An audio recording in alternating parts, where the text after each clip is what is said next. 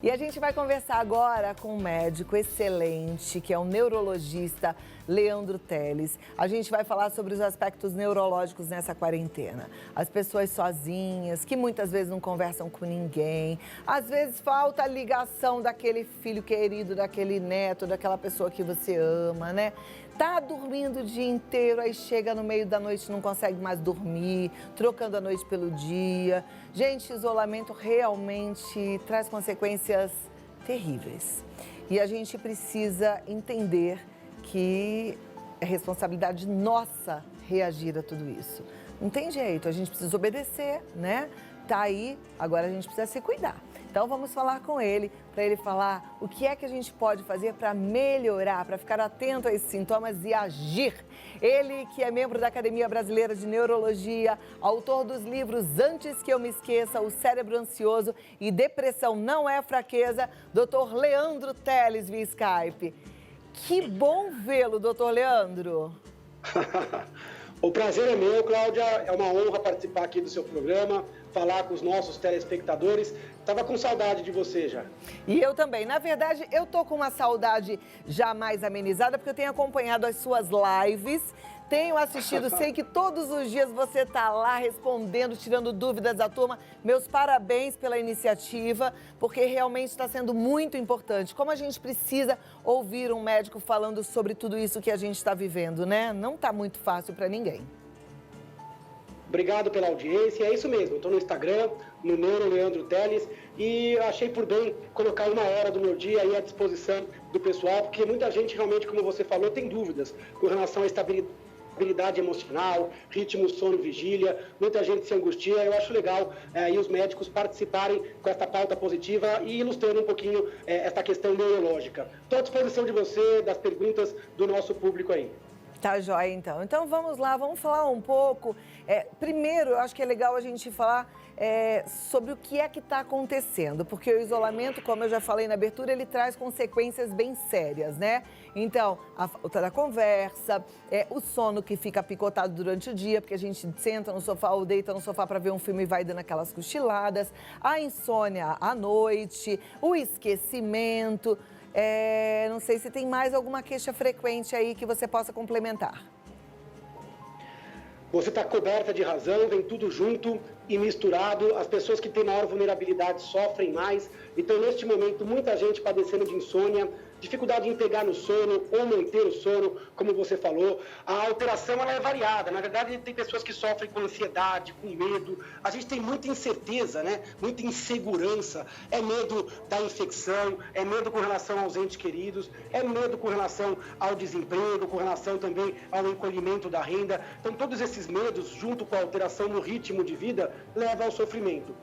Ansiedade, muita gente piorando de ansiedade, às vezes até com síndrome do pânico, com fobias, muita gente caindo em depressão pela solidão, pelo isolamento. Quem tem tendência pode ficar mais sozinho. É muito importante não confundir restrição de contato com restrição afetiva ou com restrição de comunicação. A gente tem que se comunicar, tem que trocar afetivamente e tem que respeitar a quarentena, mas com bom senso, com equilíbrio, com personalização de acordo com a sua família, de acordo com os vulneráveis que você tem, porque o mesmo vulnerável ao Covid, ele também é vulnerável às vezes à depressão, ao isolamento, à angústia, ao distúrbio de sono. Você colocou esquecimento, muita gente com dificuldade, trabalhando de casa, com dificuldade de rendimento, tudo que altera de forma dramática a nossa rotina pode levar a mais queixas. É muito importante buscar organização, respeitar o seu dia com um tempinho para a arte, para a espiritualidade, para as notícias boas. Também é muito legal nesse momento tentar ajudar o próximo. Quando você ajuda o próximo, automaticamente você se sente mais seguro, mais tranquilo. Respeitar o seu ritmo de sono, cuidar do seu sono, porque ele é o primeiro que vai para o espaço nesta época. Não sei se no seu convívio, na sua vida, você tem sentido também algum impacto dessa mudança de rotina e de tempos, né? Puxa, aí tenho, viu? Eu tenho conversado com muita gente e as perdas são grandes, né? Esses dias eu até fiquei bem sensibilizada. Meu pai falando, poxa, eu perdi o meu almoço com os meus amigos, a minha academia, a minha hidroginástica, o meu pokerzinho com os meus amigos, o meu almoço com a minha neta. Quer dizer, é uma somatória de tantas perdas que é claro que isso afeta o emocional, né, de qualquer pessoa. Quanto mais de uma pessoa que já tem mais idade e ainda agregado a tudo isso vem o medo, porque a televisão fica falando assim, o idoso é o grupo de risco, o idoso com a Covid-19 tem um risco muito grande de morrer. Quer dizer, é assustador. Eu tenho falado diariamente aqui da importância das pessoas frearem mesmo a quantidade de notícias e tentarem entender a forma correta da notícia, porque o idoso ou o jovem, ambos estão propensos a também ter a Covid-19 assintomática ou a mais fraca, né? A gente está falando aí que se por um acaso pegar a mais forte, aí pode ser que complique por uma, talvez, baixa imunidade, mas a gente também não precisa ficar com esse medo tão exacerbado, porque o medo faz mal, né, doutor? A sua filha mal, aí, sim. cadê? O medo não é... Deixa eu ver. Filha, vem cá.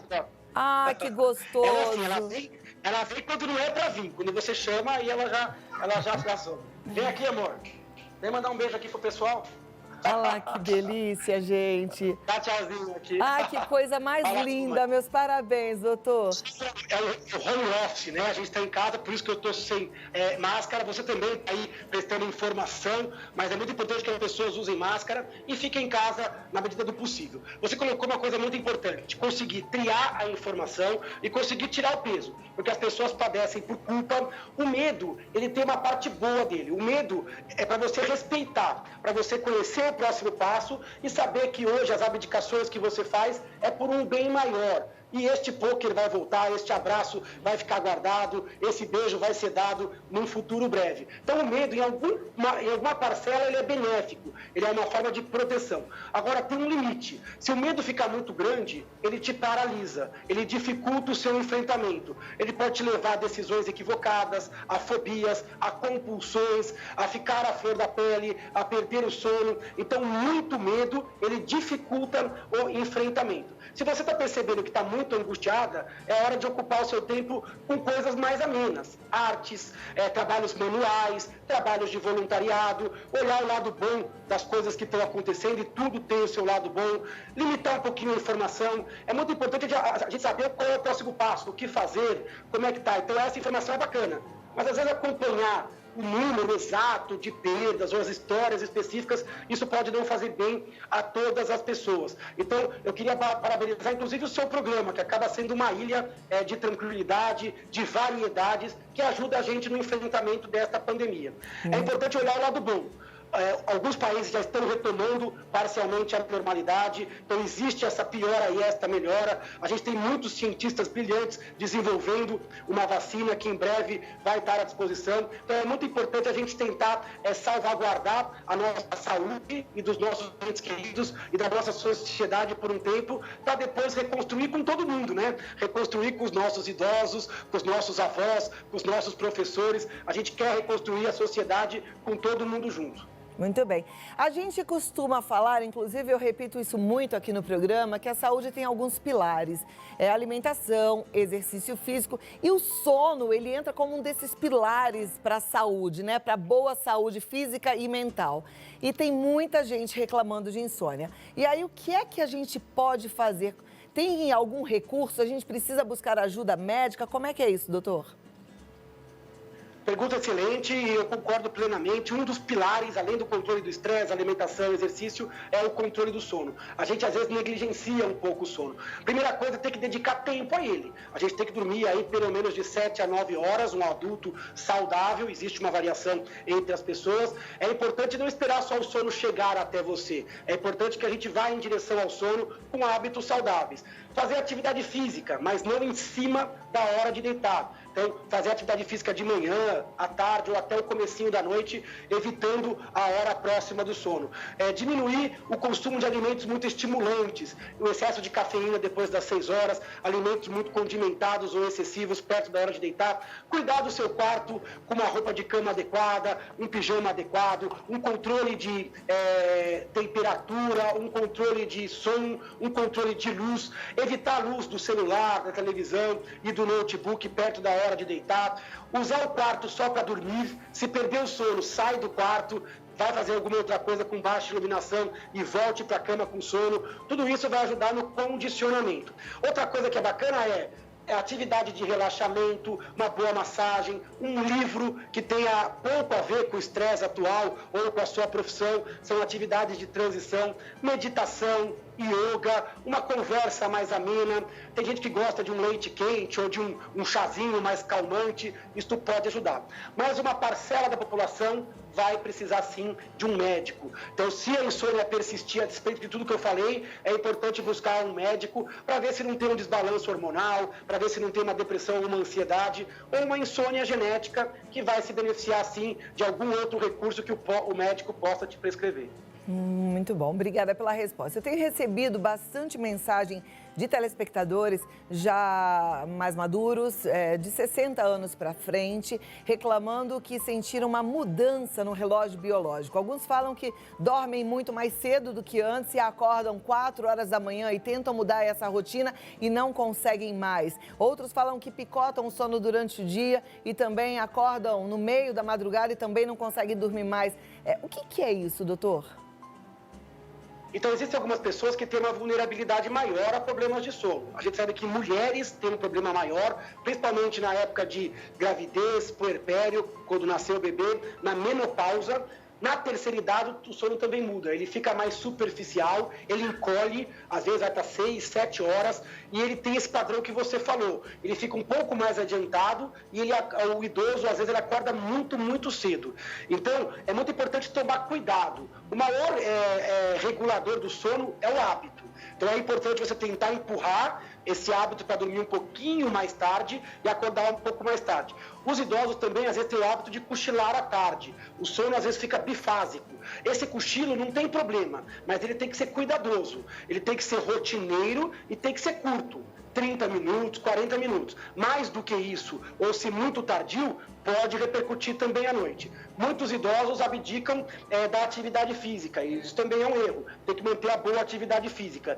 E cuidado com a doença clínica. Muitos idosos dormem mal porque a próstata está grande, aí vai urinar muitas vezes, ou tem um refluxo, ou tem uma dor crônica da artrose. Então é muito importante cuidar da saúde do peso, cuidar dos hábitos, mas a gente tem que entender que existe sim uma mudança. Menos sono profundo, um despertar geralmente mais precoce e um sono bifásico. Isso é Outras ruim? pessoas que... Isso é ruim? Isso não é ruim. Não é ruim, isso é só natural Não. Da vida, é isso? Isso é natural da vida. Quando a pessoa vai envelhecendo, diminui o sono profundo, diminui o sono REM e a pessoa tende a dormir mais cedo, acordar mais cedo. Se a pessoa está tocando o ritmo de vida normal sem problemas, isso não é doença. Agora, se ele tiver com sonolência de dia, estiver dormindo pelas tabelas, muito cansado, esquecido, aí pode ser que esse sono tenha que ser manejado, sim, por um médico. E aí, neste caso, sim, a gente vai dizer que há uma doença. Mas isso que eu falei anteriormente é natural do envelhecimento. Tá, joia. Perguntas aqui. Boa tarde. Gostaria de saber o que fazer para que meu esposo durma à noite, pois ele acorda todos os dias às 3 horas da manhã e não dorme mais. Esse tá igual o meu tá acordando às 4. O que a gente pode fazer, hein?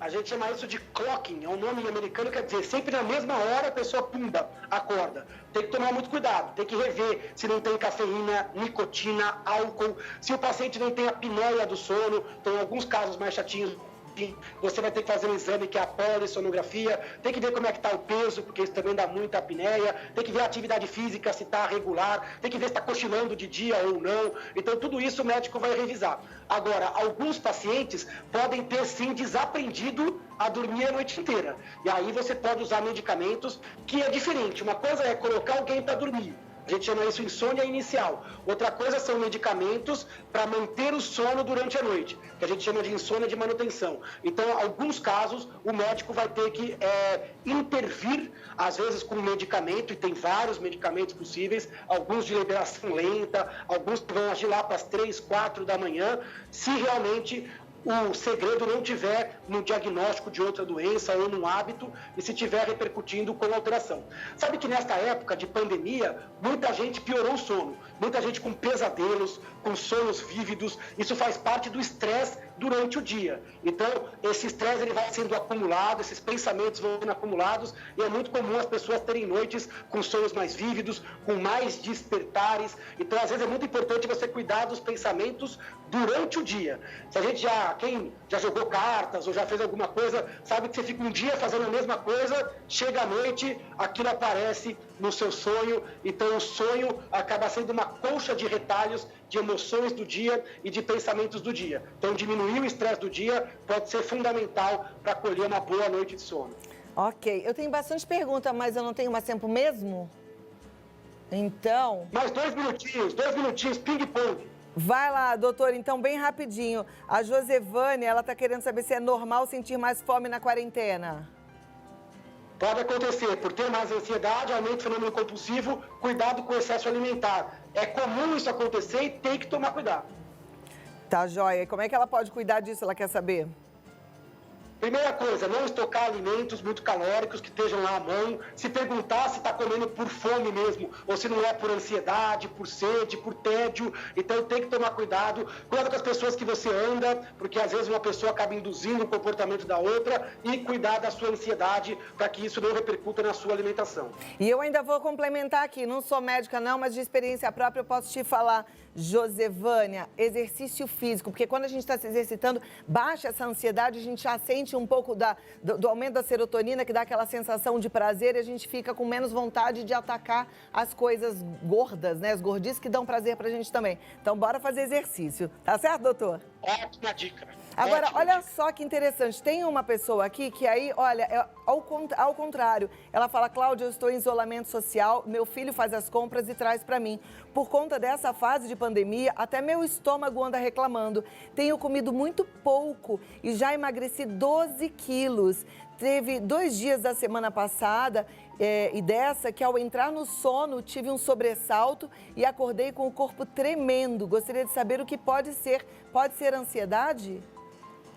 Pode ser ansiedade. A colocação é pertinente. Olha como cada um é de um jeito. Tem pessoas que por ansiedade ganham peso e outras que por ansiedade perdem peso. Então isso é possível. A depressão é a mesma coisa. Tem pessoas que em depressão ganham peso e outras que perdem. Existe uma variação. A ansiedade pode levar a angústia, pode levar a piora do estômago, pode levar essa interrupção abrupta com sobressalto à noite, com uma crise de ansiedade. Então é muito importante ouvir as dicas que a gente passou anteriormente e tentar controlar essa ansiedade. Se não conseguir sozinha, buscar a ajuda de um bom psicólogo ou de um bom médico para ajudar.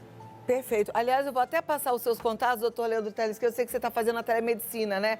E, gente, isso ajuda a qualquer lugar do planeta. Então, não importa onde você esteja, entre em contato com o doutor Leandro, já faz esse contato para ser ajudado. No Instagram, Neuro Leandro Teles, no Instagram, Neuro Leandro Teles, no Face, Neurologista Leandro Teles, e o site é leandroteles.com.br. Muito obrigada, doutor. Obrigado, Cláudia, estou à disposição de vocês. E às 6 horas a gente tem uma live ali no Instagram, Neuro Leandro Teles, para continuar esse assunto e você está convidado. Joia! Estaremos juntos. Muito obrigada. Tchau. E olha, a todos que mandaram as perguntas, eu sei que essa fase está difícil. Agora, informação a gente já tem de monte. A gente precisa praticar. Leve-se a sério.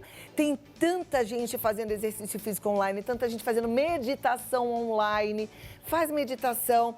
Essa senhora que falou que já emagreceu 12 quilos, eu me preocupo. Capricha um pouco na hora que você for comer. Faça isso acreditando que logo em breve você vai estar forte para poder dar aquele abraço, mas precisa comer, tá bom?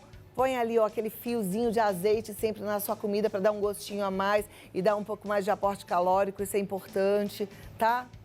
Não brinca com a sua saúde, não. Tenho certeza que você é importante demais para o seu filho, é importante para mim, tá? Um beijo grande.